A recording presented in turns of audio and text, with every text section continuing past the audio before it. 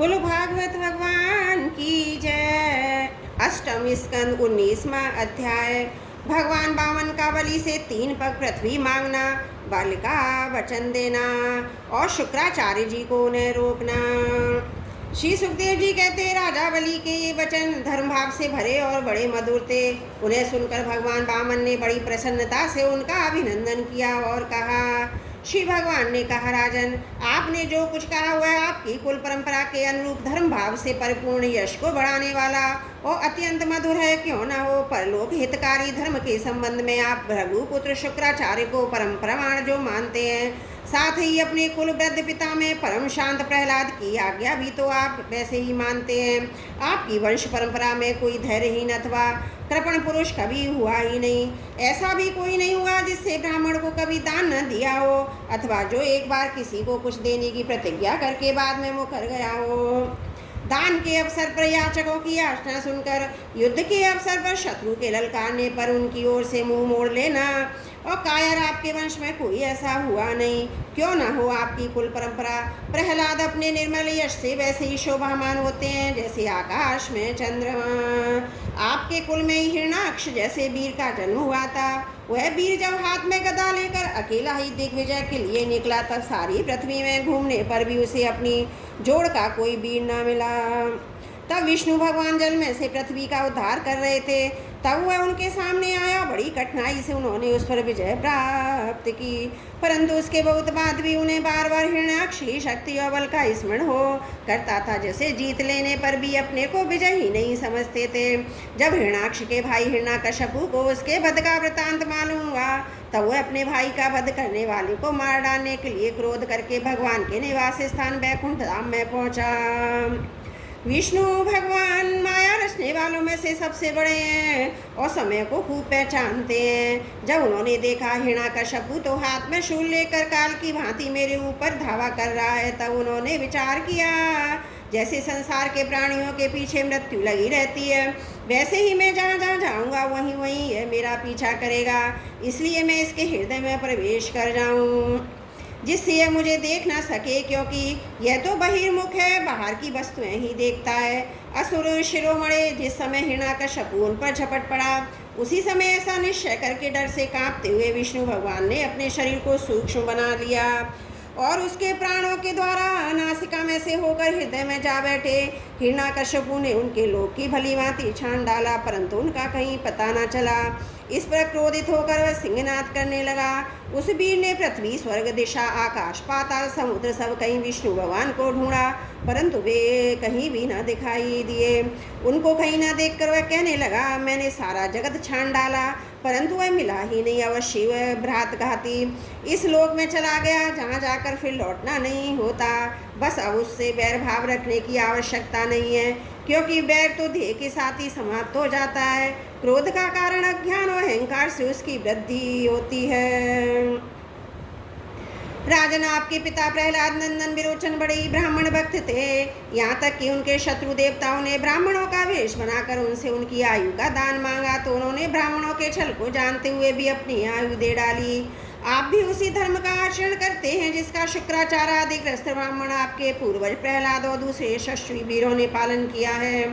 दैत्येंद्र, आप मुँह मांगी वस्तु देने में श्रेष्ठ हैं। इसी से मैं आपसे थोड़ी सी पृथ्वी केवल अपने पैरों से 3 डग मांगता हूँ। माना कि आप सारे जगत के स्वामी और बड़े उदार हैं, फिर भी मैं आपसे इससे अधिक नहीं चाहता। विद्वान पुरुष को केवल अपनी आवश्यकता के अनुसार ही दान स्वीकार करना चाहिए, इससे प्रतिग्रहजन्य पाप से बच जाता है। राजा बलि ने कहा, ब्राह्मण कुमार, तुम्हारी बातें तो वृद्धों जैसी हैं, परंतु तुम्हारी बुद्धि अभी बच्चों की सी है। अभी तुम ही हो तो बालक ही हो ना, इसी से अपना हानि लाभ नहीं समझ रहे हो। मैं तीनों लोगों को एकमात्र अधिपति हूँ, दीप का दीप दे सकता हूँ। मुझे अपनी वाणी से प्रसन्न कर ले। मुझसे केवल 3 डग भूमि मांगी, वह भी क्या बुद्धिमान कहा जा सकता है। ब्रह्मचारी जी जो एक बार कुछ मांगने के लिए मेरे पास आ जा गया, तो उसे फिर कभी किसी कुछ मांगने की आवश्यकता नहीं पड़नी चाहिए। अतः अपनी जीविका चलाने के लिए तुम्हें जितनी भूमि की आवश्यकता हो उतनी मुझसे मांग लो। श्री भगवान ने कहा, राजन, संसार के सबके प्यारे विषय एक मनुष्य की कामनाओं को भी पूर्ण करने में समर्थ नहीं है। यदि वह अपनी इंद्रियों को वश में रखने वाला संतोषी ना हो तो 3 पग भूमि से संतोष नहीं कर लेता। उसे 9 वर्षों से युक्त एक दीप भी दे दिया जाए तो भी संतुष्ट नहीं हो सकता, क्योंकि उसके मन में 7 दीप पाने की इच्छा बनी ही रहेगी। मैंने सुना है कि पृथु गय आदि नरेश 7 दीपों के अधिपति थे, परंतु उतने धन और भोग की सामग्रियों के मिलने पर भी वे तृष्णा का पार ना पा सके। जो कुछ प्रारब्ध से मिल जाए उसी से संतुष्ट रहने वाला पुरुष अपनी जीवन सुख से व्यतीत करता है, परंतु अपनी इंद्रियों को वश में न रखने वाला तीनों लोकों का राज्य पाने पर भी दुखी ही रहता है, क्योंकि उसके हृदय में असंतोष की आग धधकती रहती है।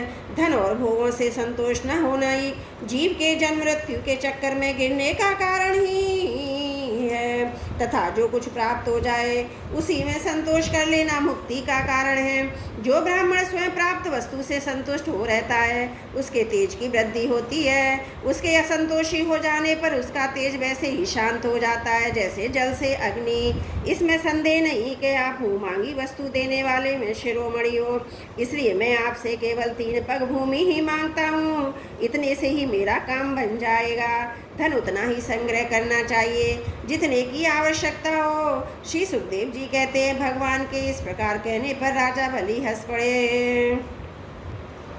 उन्होंने कहा, अच्छी बात है, जितनी तुम्हारी इच्छा उतनी ही ले लो। यों कहकर वामन भगवान को 3 पग पृथ्वी का संकल्प करने के लिए उन्होंने जल पात्र उठाया। शुक्राचार्य जी सब कुछ जानते थे, उनसे भगवान की यह लीला भी छिपी नहीं थी। उन्होंने राजा बलि को पृथ्वी देने के लिए तैयार देखकर उनसे कहा। शुक्राचार्य जी ने कहा, विरोचन कुमार, ये स्वयं विनाशी भगवान विष्णु है।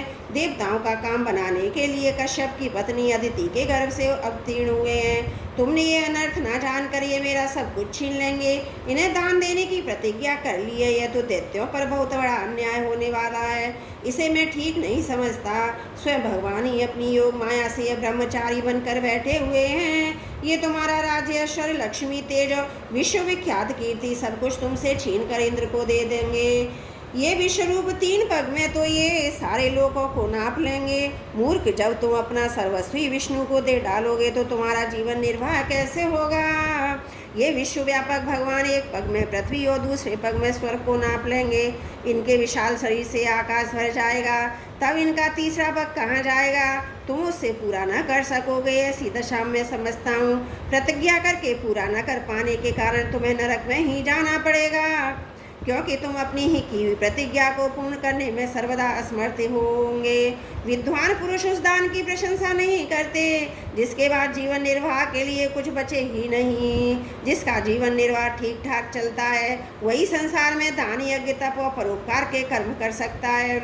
जो मनुष्य अपने धन को 5 भागों में बांट देता है, कुछ धर्म के लिए, कुछ यश के लिए, कुछ धन की अभिवृद्धि के लिए, कुछ भोगों के लिए और कुछ अपने स्वजनों के लिए, वही इस लोक और परलोक दोनों में ही सुख पाता है। असुर शिरोमणि, यदि तुम्हें अपनी प्रतिज्ञा टूट जाने की चिंता हो तो मैं इस विषय में तुम्हें कुछ ऋग्वेद की श्रुतियों का आशय सुनाता हूँ। तुम सुनो। श्रुति कहती है, किसी को कुछ देने की बात स्वीकार कर लेना सत्य है और नकार जाना अर्थात स्वीकार कर देना सत्य है। यह शरीर एक वृक्ष है, सत्य इसका फल फूल है, परंतु यदि वृक्ष ही न रहे तो फल फूल कैसे रह सकते हैं। क्योंकि नकार जाना अपनी वस्तु दूसरों को न देना, दूसरे शब्दों में अपना संग्रह बचाए रखना, यही शरीर रूप वृक्ष का मूल है। जैसे जड़ न रहने पर वृक्ष सूखकर थोड़े ही दिनों में गिर जाता है, उसी प्रकार यदि धन देने से अस्वीकार न किया जाए तो जीवन सूख जाता है। इसमें संदेह नहीं है। हाँ मैं दे दूंगा, यह बाकी धन को दूर हटा देता है, इसलिए इसका उच्चारण अपूर्ण अर्थात धन से खाली कर देने वाला है। यही कारण है कि जो पुरुष हाँ मैं दूंगा ऐसा कहता हुआ धन से खाली हो जाता है। जो याचकों को सब कुछ देना स्वीकार कर लेता है वह अपने लिए भोग की कोई सामग्री नहीं रख सकता। इसके विपरीत मैं नहीं दूंगा, यह जो अस्वीकारात्मक असत्य है वह अपने धन को सुरक्षित रखने तथा पूर्ण करने वाला है, परंतु ऐसा समय नहीं करना चाहिए। जो सबसे सभी वस्तुओं के लिए नहीं करता रहता है उसकी अपकीर्ति हो जाती है। वह तो जीवित रहने पर भी उसके मृतक के समान ही है। स्त्रियों को प्रसन्न करने के लिए हास प्रयास में, विवाह में, कन्या आदि की प्रशंसा करते समय, अपनी जीविका की रक्षा के लिए, प्राण संकट उपस्थित होने पर, गौ और ब्राह्मण के हित के लिए तथा किसी को मृत्यु से बचाने के लिए असत्य भाषण भी उतना अनिंदनीय नहीं है। बोलो भागवत भगवान की जय। अष्टम स्कंद 19वां अध्याय समाप्त। त्रुटियों के लिए क्षमा प्रार्थी हूँ। बोलो भागवत भगवान की जय। अष्टम स्कंद 20वां अध्याय। भगवान वामन जी का विराट रूप होकर 2 ही पग से पृथ्वी और स्वर्ग को नाप लेना। श्री सुखदेव जी कहते हैं, राजन, जब कुलगुरु शुक्राचार्य ने इस प्रकार कहा तब आदर्श ग्रस्त राजावली ने एक क्षण चुप रहकर बड़ी विनय और सावधानी से शुक्राचार्य जी के प्रति कहा। राजावली ने कहा, भगवान, आपका कहना सत्य है। गृहस्थाश्रम में रहने वालों के लिए वही धर्म है जिससे अर्थ, काम, यश और आजीविका में कभी किसी प्रकार बाधा ना पड़े। परंतु गुरुदेव, मैं प्रहलाद जी का पौत्र हूँ और एक बार देने की प्रतिज्ञा कर चुका हूँ। अतः मैं उनके धन के लोभ से ठग की भांति इस ब्राह्मण से कैसे कहूँ कि मैं तुम्हें नहीं दूंगा। इस पृथ्वी ने कहा है कि असत्य से बढ़कर कोई अधर्म नहीं है। मैं सब कुछ सहने में समर्थ हूँ, परंतु झूठे मनुष्य का भार मुझसे नहीं सहा जाता। मैं नरक से, दरिद्रता से, दुख के समुद्र से, अपने राज्य के नाश से और मृत्यु से भी उतना नहीं डरता जितना ब्राह्मण से प्रतिज्ञा करके उसे धोखा देने से डरता हूँ। इस संसार में मर जाने के बाद धन आदि जो वस्तुएं हाथ छोड़ देती हैं और यदि उनका द्वारा दान आदि ब्राह्मणों को भी संतुष्ट न किया जा सके तो उनके त्याग का लाभ ही क्या रहा।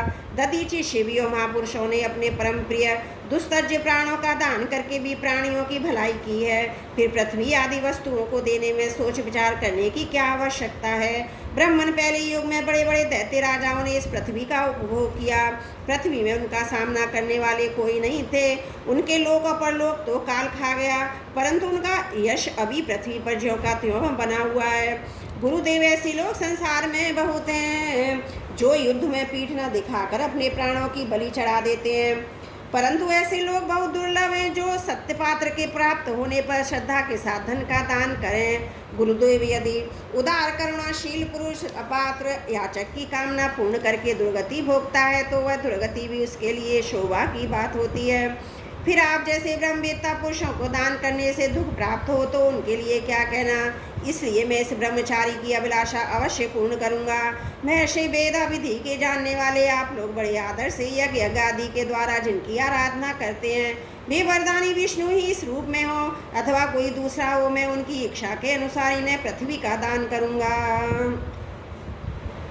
यदि मेरी अपराधना करने पर भी ये अधर्म से मुझे बांध लेंगे तब भी मैं इनका अनिष्ट नहीं चाहूँगा, क्योंकि मेरे शत्रु होने पर भी इन्होंने भयभीत होकर ब्राह्मण का शरीर धारण किया है। यदि ये पवित्र कीर्ति भगवान विष्णु ही है तो अपना यश नहीं खोना चाहेंगे, अपनी मांगी हुई वस्तु लेकर ही रहेंगे। मुझे युद्ध में मारकर भी पृथ्वी छीन सकते हैं। यदि कदाचित ये कोई दूसरे ही है तो मेरे बाणों की चोट से सदा के लिए रणभूमि में सो जाएंगे। श्री सुखदेव जी कहते हैं, जब शुक्राचार्य ने देखा कि मेरा ये शिष्य गुरु के प्रति अश्रद्धालु है, तब मेरी आज्ञा का उल्लंघन कर रहा है, तब देव की प्रेरणा से उन्होंने राजा बलि को शाप दे दिया।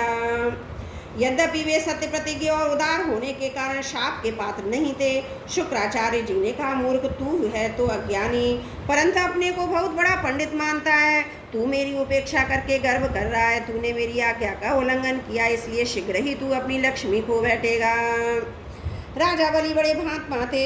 अपने गुरुदेव के शाप देने पर भी वह सत्य से नहीं डिगे।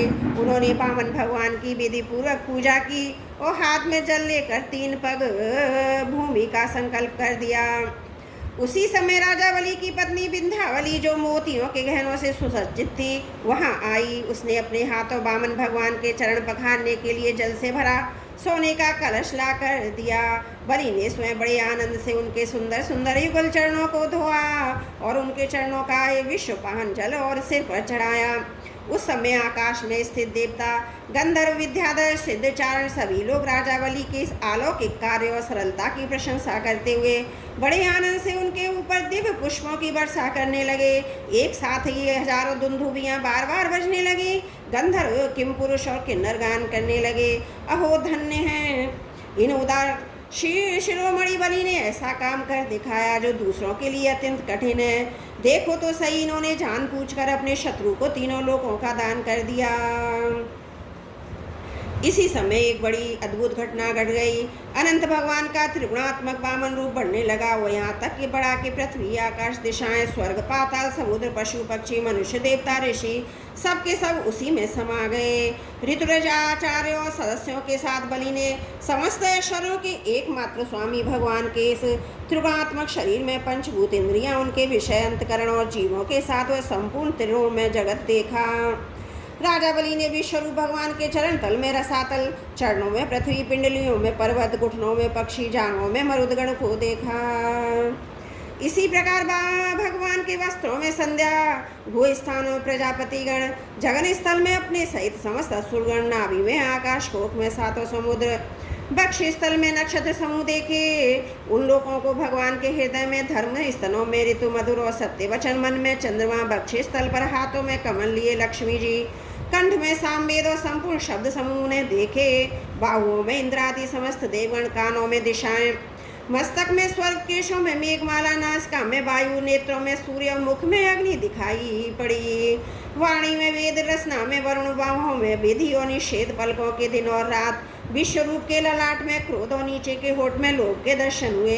परीक्षित उनके स्पर्श में कामवीर में, जलपीठ में धर्म, पद विन्यास में यज्ञ, छाया में मृत्यु, हंसी में माया और शरीर के रोगों में सब प्रकार की औषधियाँ थीं। उनकी नाड़ियों में नदियाँ, नखों में शिलाएं, बुद्धि में ब्रह्मा, देवता, ऋषिगण दिख पड़े। इस प्रकार बीरबल बलि ने भगवान की इंद्रियों और शरीर में सभी चराचर प्राणियों को दर्शन किया। परीक्षित सर्वात्मा भगवान में ये संपूर्ण जगत देखकर सबके सब दैत्य अत्यंत भयभीत हो गए।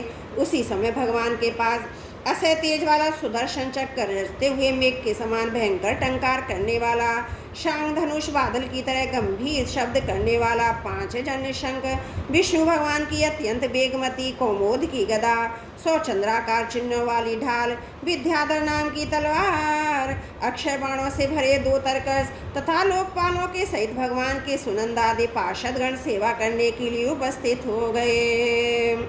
उस समय भगवान की बड़ी शोभा हुई। मस्तक पर मुकुट, बाहुओं में बाजूबंद, कानों में मकराकृति कुंडल, वक्ष स्थल पर श्री वत्स चिन्ह, गले में कौस्तुभ मणि, कमर में मेघला और कंधे पर पीताम्बर शोभामान हो रहा था। वे 5 प्रकार के पुष्पों की बनी बनमाला धारण किए हुए, जिस पर मधुलोभी भौरे गुंजार कर रहे थे। उन्होंने अपने एक पर से बलि की सारी पृथ्वी नाप ली, शरीर से आकाश, भुजाओं से दिशाएं घेर ली। दूसरे पक्ष से उन्होंने स्वर्ग को भी नाप लिया। तीसरा पैर रखने के लिए बलि की तनिक सी भी कोई वस्तु न बची। भगवान का वह दूसरा पग ही ऊपर की ओर जाता हुआ बहरलोक, जनलोक और तपलोक से भी ऊपर सतलोक में पहुंच गया। बोलो वामन भगवान की जय। अष्टम स्कंद 20वां अध्याय समाप्त। त्रुटियों के लिए क्षमा प्रार्थी हूँ।